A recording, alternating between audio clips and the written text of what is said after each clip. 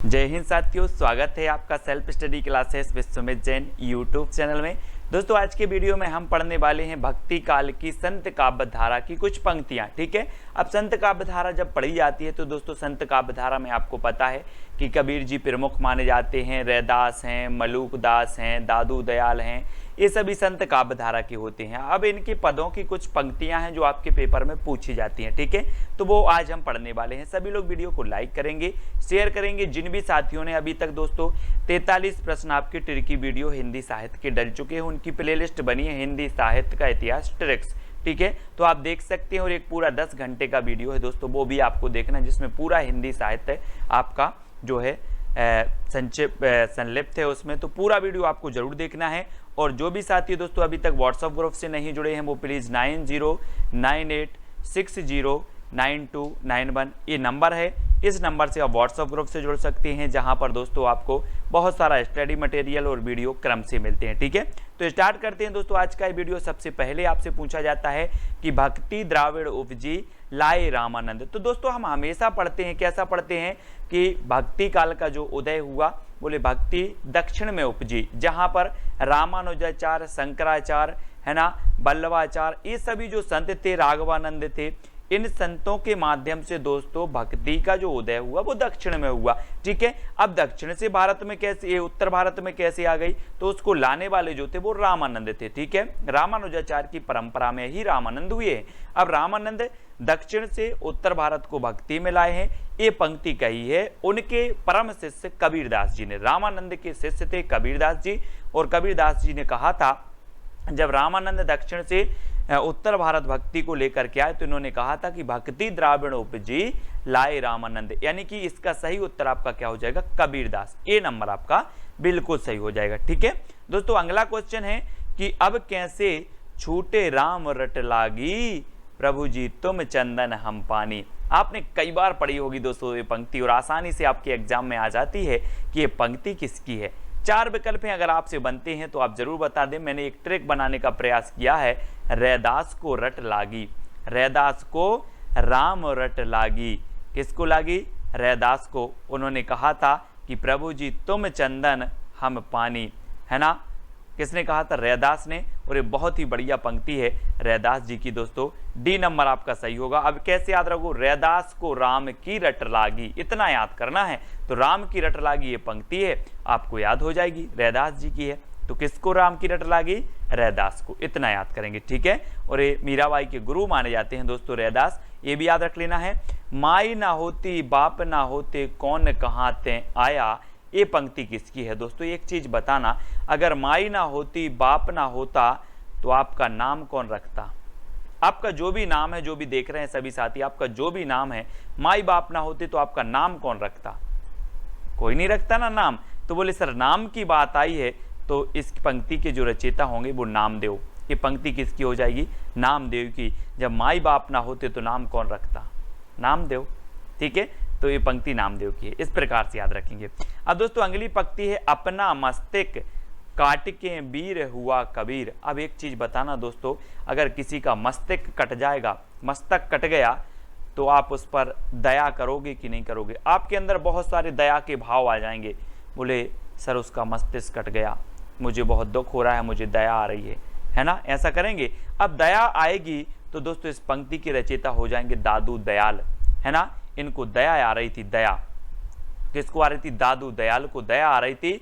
मस्तिष्क काट के वीर हुआ कबीर, यहाँ पर कबीर आ रहा तो ये नहीं समझना कि ये कबीर की पंक्ति है, ये दादू दयाल ने कहा था। ठीक है, तो अपन को एक छोटी सी ट्रिक बना ली। बोले जिसका मस्तिष्क कट जाएगा उसके प्रति हम दया आती है, दुख का भाव प्रकट होता है। तो दादू दयाल, डी नंबर आपका बिल्कुल सही हो जाएगा। ठीक है दोस्तों, आप अर्थ पर नहीं जाना, पंक्तियों की कोई ट्रिक नहीं होती याद करने की, ये तो मैं आपको हिंट दे रहा हूं। ठीक है, जिससे आपको याद बनी रहे, स्मृति में बनी रहे। ठीक है, अजगर करे ना चाकरी पंछी करे ना काम, ये पंक्ति किसकी है। अब 4 विकल्प हैं दोस्तों, आपको पता है कि अजगर करे ना चाकरी और पंछी करे ना काम। तो दोस्तों ये कैसे हो सकता है, आपने देखा होगा पहले क्या करते थे अपन लोग, लुका छिपी खेलते थे। बोले लुक जाओ तो ना चाकरी करना पड़ेगा ना काम करना पड़ेगा। ठीक है, लुक जाओ तो यहां पर आ रहा है लुक, लुक जाओ तो चाकरी भी नहीं करनी और काम भी नहीं करना। तो लुक से बनेगा मलूक, है ना, लिक से क्या बनेगा मलूक। और मलूक दास की ये पंक्ति है कि अजगर करे ना चाकरी और पंछी करे ना काम। ठीक है, इस प्रकार से याद रख लेंगे, है ना। और दोस्तों अगर लुक से नहीं हो रहा तो मालिक से हो जाएगा मलिक, है ना, मलूक से मालिक, है ना। और मालिक चाकरी नहीं करता और काम भी नहीं करता। इस प्रकार से जैसे भी आपको याद करना हो इस पंक्ति को याद कर सकते, कई बार पूछी गई है मलूकदास की ये पंक्ति। ठीक है, अब दोस्तों मसी कागज छुओ नहीं कलम गहो नहीं हाथ, ये पंक्ति किसकी है? कई बार आपने पढ़ी है कि कबीरदास जी ऐसे थे दोस्तों, इन्होंने कहा था कि मैंने कागज भी नहीं छुओ और कलम भी हाथ में नहीं गई, है ना। किसने कहा है? कबीरदास ने। कई बार आपने सुना होगा, लेकिन कबीरदास ने दोस्तों बहुत सारी पंक्ति दी हैं, है ना। इन्होंने कहा कि पोती पढ़ पढ़ जग मुआ पंडित भया न कोय, ढाई अक्षर प्रेम के पढ़े सो पंडित होए। इन्होंने कहा कि सब कुछ पढ़ लो सब बेकार है, अगर आपने ढाई अक्षर प्रेम के समझ लिए तो दोस्तों आप पंडित कहलाने लगे। कबीरदास जी बोले। ऐसी ऐसी पंक्ति लिखी हैं, समाज को फटकारा है दोस्तों कबीरदास ने। संत काव्य के श्रेष्ठ कवि, निर्गुण भक्ति धारा के कवि थे दोस्तों। रामानंद इनके गुरु का नाम था और इन्होंने कहा था कि मसी कागज छुओ नहीं कलम गहो नहीं हाथ, ये पंक्ति कबीरदास की हो जाएगी। ठीक है, इसको याद रखेंगे। अब दोस्तों हिंदू पूजे देहरा मुसलमान मसीद, ये पंक्ति किसकी है? अब आपने सुना होगा ईश्वर अल्लाह तेरा नाम सबको सहमत कैसी बोलते हैं, सबको सन्मति दे भगवान। तो दोस्तों ईश्वर अल्लाह एक ही प्रभु का नाम है, ये तो अलग अलग हैं हिंदू मुसलमान। एक क्या हो गया, एक रास्ता बना दिया कि मुसलमान इस रास्ते से भगवान के पास पहुंचेगा, हिंदू इस रास्ते से पहुंचेगा। बोलते ना बहुत सारे लोग कि भगवान एक है, रास्ते अनेक हैं जाने के। वैसे ही हिंदू पीजे देहरा मुसलमान मसीद, बोले नाम एक है, भगवान का नाम एक ही है, ये रास्ते हैं। ठीक है, और ये अलग अलग नाम हैं हिंदू मुसलमान। तो नाम की बात हो रही है तो नामदेव, ये पंक्ति किसकी हो जाएगी? नामदेव की। बोले सर भगवान तो एक है, ये तो अलग अलग नाम है मुसलमान और हिंदू, तो नाम है तो ये नामदेव की पंक्ति हो जाएगी। इस प्रकार से याद रखेंगे। ठीक है, अब दोस्तों अगला है तू मोही देखे हो तो ही देखो प्रीत परस्पर हुई। अब मैं तुझे देख रहा हूं और तू मुझे देख रहा है ना, तो क्या हो जाएगा? प्रीत परस्पर हुई, है ना। इससे अच्छे क्या करो, रैन दे, रैन दे ना, मैं तुझे देखता हूं ना तू मुझे देख। रैन दे से बनेगा, यहां पर देखो रैंद, यहां पर अगर एक बिंदी रख दो तो रैन दे, है ना। ना तुम हमें देखो ना हम तुम्हें देख रहे, प्रीत होगी कहां से? रैंद से रैंदास, रैदास, है ना। रैन दे अगर बिंदी रख दो रैंद तो रैदास, है ना। रैदास जी की ये पंक्ति हो जाएगी, तू मोही ना देखे ना तू मैं तो ही देखूं, तो प्रीत कहां से हुई, है ना। इस प्रकार से याद रखेंगे दोस्तों। ये तो सिर्फ आपका एक माध्यम है कि आपकी स्मृति में बन जाए, आपको याद हो जाए। ठीक है, अजाहू नानक से प्राण कठोर। दोस्तों आपको पता है कि हमारे दादा परदादा लोग जब बहुत बूढ़े हो जाते हैं, अपन लोग भी बूढ़े होंगे तो यार अपन बोलते यार भगवान उठा ले, भगवान उठा ले, प्राण निकर जाएं। अजाहू नानक से प्राण कौन बोलते हैं? दादू लोग बोलते हैं, दादू लोग जो बूढ़े हो जाते हैं, दादू। अजाहू नानक से प्राण ये बोलते हैं दादू, तो दादू दयाल। ठीक है, दा नंबर आपका बिल्कुल सही हो जाएगा। अजाहू नानक से प्राण कठोर, है ना। इस प्रकार से अगला है जाति पाति पूछे नहीं कोई, हरि को भजे सो हरि को होई, है ना। और दोस्तों आपको पता है कि वही वीर है जो जात पाति को नहीं पूछता। ये इंसान अगर पैदा हुआ है दोस्तों तो सभी में मतभेद नहीं करना चाहिए, सभी इंसान समान हैं, बराबर हैं। ठीक है, तो वही वीर है जो जाति पात पूछे नहीं कोई, हरि को भजे सो हरि को हुई। ठीक है, तो वीर है यानी कि कबीर है ना। और एक कबीर ने बहुत बढ़िया पंक्ति की लिखी है दोस्तों, इसको याद रख लेना। ठीक है, कई बार पूछी भी गई है। अब तो अजपा जपू मन मेरे, अब तो अजपा जपू मन मेरे। आपने पढ़ा होगा कि अजगर करे ना चाकरी, पंछी करे ना काम। लुक जाओ तो कुछ नहीं करना पड़ेगा, क्या हो जाओ? लुका छिपी खेलते थे तो लुक जाओ, बोले कुछ नहीं करना पड़ेगा। अब यहाँ पर बुला रहे हैं कि यार अब तो आजा, अब तो आजा, अब काहे को लुके हो, है ना। जपू मन मेरे, है ना, तो अब तो आजा यानी कि अब तो अजपा। ठीक है, लुक गए हो तो अब तो अजपा। कौन बोला है? मलूक दास, लूक मलूक दास। इस प्रकार से स्मृति में लाओ जरा और याद हो जाएगी। अब तो अजपा जपू मन मेरे, है ना। लुके खाए हो अब तो आजा, यानी कि 4 नंबर आपको बिल्कुल सही हो जाएगा, C नंबर। ठीक है, अगला है दोस्तों घायल की गति घायल जाने और न जाने कोई। ये किसने कहा था? दोस्तों आपको पता है कि मीराबाई जो थी मीराबाई ने जो कृष्ण की भक्ति की है वो रति विषयक की है दोस्तों। कैसी की है? आप भक्ति जो रस पढ़ते हैं, भक्ति रस में आप बोलते हैं कि ईश्वर विषयक रति इसका स्थायी भाव होता है। अगर ईश्वर के प्रति अगर आपका प्रेम है तो वो आपका भक्ति रस का स्थायी भाव माना जाता है। ठीक है, जो आपका भक्ति रस है आपने पढ़ा होगा, वही भाव मीराबाई जी के अंदर था दोस्तों। ये श्री कृष्ण को दोस्तों अपना प्रेमी, मतलब जिस प्रकार एक प्रेमी अपनी प्रेमिका से प्रेम करता है, जिस प्रकार की उसकी मिलन की चाह रहती है, जिस प्रकार की उसकी वो रहती है दोस्तों, ऐसी ही मीराबाई अपने श्री कृष्ण से प्रेम करती थी, अपने भगवान से प्रेम करती थी, है ना, कि वो अपने श्री कृष्ण को सब कुछ मानती थी। इसलिए उन्होंने कहा था कि घायल की गति घायल जाने और न जाने कोई, यानी कि मीराबाई इसका बिल्कुल सही हो जाएगा। सा नंबर आपका बिल्कुल सही हो जाएगा। ठीक है, अब दोस्तों अगली पंक्ति है, पाती तोड़ी ना पाहन पूजे, देवल देव न ध्याऊंगा, पात पात परसोत्तम राता, ताकू मैं न सताऊंगा। अब यहाँ पर देखो दो पदाएं हैं, देवल और देव। तो यहाँ पर देखो क्या आ रहा है, देव कहाँ पर आ रहा है, नाम देव, नाम देव, है ना, देव। पाती तोड़ न पाहन पूजे, देवल देव न ध्याऊंगा, पात पात परसोत्तम राता, ताकू मैं सताऊंगा, है ना। और दोस्तों यहाँ पर देवल और देव आ गया तो आपने पहचान लिया कि ये तो देव की है, नामदेव साहब की पंक्ति। ठीक है, नामदेव की पंक्ति है, इनको याद रखेंगे। अब दोस्तों अगला क्वेश्चन पूछा जाता, भक्ति द्रविण उपजी, लाए रामानंद, प्रगट किया कबीर ने, सात दीप नौ खंड। ऐसा भी पूछा जाता है। पहले इतनी बस पूछी, भक्ति द्रविण उपजी लाए रामानंद, अब प्रगट किया कबीर ने, सात दीप नौ खंड, ये पंक्ति भी पूछी जाती है। तो हम पहले ही पढ़ चुके हैं कि रामानंद जी के 12 शिष्य थे दोस्तों। मैंने आपको कई बार बताया है कि 12 का आंकड़ा बड़ा अच्छा चलता है हिंदी साहित्य में। 12 रामानंद के शिष्य थे, है ना।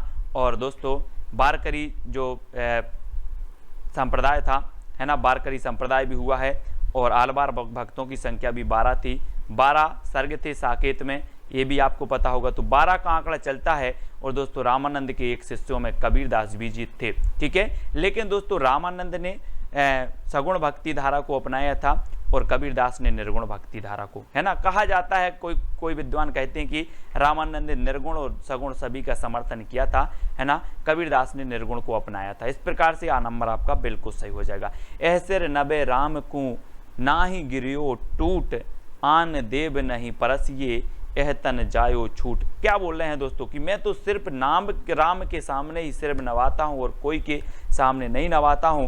राम के चरणों में ही मुझे रहना है जिंदगी भर, राम के चरणों में रहना है, राम के ही मेरे सब कुछ हैं, है ना। ये यहाँ पर इसका अर्थ निकल रहा है, भावार्थ निकल रहा है कि यह सर नबे न राम को ना ही गिरियो टूट, आन देव न परसिए, कोई और देव को नहीं परसता, यानी कि यह तन जायो टूट। तो दोस्तों यहाँ पर ये जो पंक्ति है वो राम के चरणों में ही रहनी चाहती है, राम के चरणों में, तो चरणों से बनेगा चरणदास। बोले मैं तो राम के चरणों में ही रहूँगा, है ना, राम को ही नवाता हूँ, तो राम के चरणदास, चरणदास इसकी पंक्ति के हो जाएंगे। ठीक है, इसको देख लेना थोड़ा सा। अगला है आपका, संतों सहज समाधि भली। अब ये पंक्ति कौन बोलेगा दोस्तों, जो संत काव्य धारा का प्रमुख होगा वो ही बोलेगा, संतों सहज समाधि भली, है ना। संतों से और संतों से बोल रहे हैं कि संतों सहज समाधि भली। कौन बोल रहे हैं, कबीरदास जी, कबीरदास जी बोल रहे हैं। ठीक है, ये नंबर आपका बिल्कुल सही हो जाएगा। अब दोस्तों थोड़ी सी हिंट बस आपकी जरूरत होती है और आपकी स्मृति में वो क्या हो जाती है, बैठ जाती है। निर्गुण ब्रह्मा को कियो समाधु, तब ही चले कबीरा साधु। ये पंक्ति किसकी है, अब देखना, साधु दादू, साधु दादू, साधु दादू, है ना, ये साधु दादू आ रहा है, तो समाधु दादू, साधु दादू, है ना। बोले दादू साधु बन जाओ, दादू समाधु बन जाओ तुम तो, है ना। तो निर्गुण ब्रह्मा को कियो समाधु, तब ही चले कबीरा साधु। अब कबीरा के बारे में इन्होंने कहा है, समाधु दादू, साधु दादू, दादू आ रहा तो दादू, दादू दयाल की ये पंक्ति हो जाएगी। ठीक है, अगला देखो, सो जोगी जाके मुद्रा रात दिवस करैना निद्रा। आपको पता है दोस्तों कि जो वीर लोग होते हैं, वीर लोग, है ना, वो तो जागते रहते हैं वीर लोग, और उनको निद्रा कहाँ आती है। वीर लोग को जागते रहते हैं, निद्रा नहीं आती है, यानी कि वीर से हो जाएगा कबीर। और इन्होंने कहा है कि सो जोगी जाके मुद्रा रात दिवस करैना निद्रा। जिनको दोस्तों ये संत काव्य धारा की जो वैराग्य हो जाता है ना, उनको निद्रा कहाँ धरी, है ना। इस प्रकार से। तो ये वीर लोग करते हैं रात दिवस करई ना निद्रा, है ना, कबीरदास की ये पंक्ति हो जाएगी। ठीक है, अगला है दोस्तों आपका दुर्बल को ना सताइए जाकी मोटी हाय। ये पंक्ति भी बहुत बढ़िया है दोस्तों। और वीर लोग क्या करते हैं, जो कमजोर लोग होते हैं वो दुर्बल को सताते हैं, उनको चूसते हैं, है ना, और खुद अमीर लोग बन जाते हैं।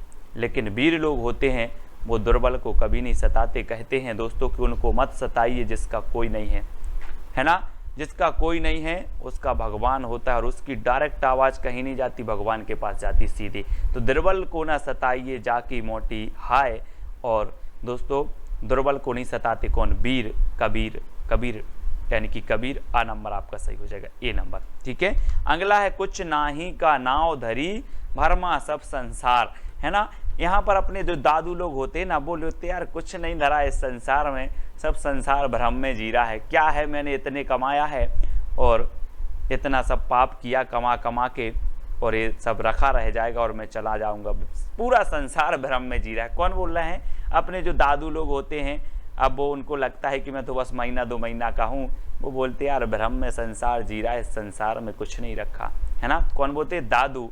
तो कुछ नाही का नाव धरी भरमा सब संसार, दादू दयाल। ठीक है, दादू यानी कि डी नंबर आपका बिल्कुल सही हो जाएगा। अब दोस्तों आपको बताने की कौन सी पंक्ति की ट्रिक आपको अच्छी लगी है, कितनी पंक्तियां आपको याद हो गई हैं, क्या हिंट आपको मिली है इन पंक्तियों को याद करने में, वो भी आपको बतानी है। और एक आपसे पंक्ति पूछी जाती है कि बोया पेड़ बबूल का आम कहाँ ते खाए, पंक्ति किसकी है। 4 विकल्प हैं, आप कमेंट में जरूर बता देना। बहुत सारे लोग कमेंट नहीं करते हैं, कमेंट में उत्तर नहीं बताते हैं, सभी को कमेंट में बताना अनिवार्य है दोस्तों।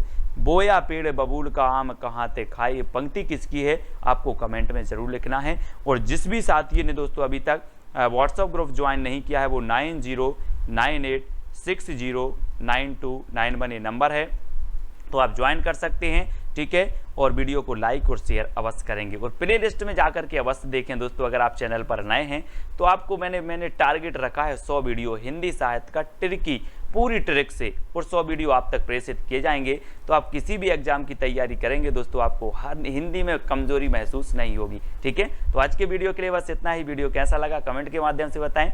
जय हिंद।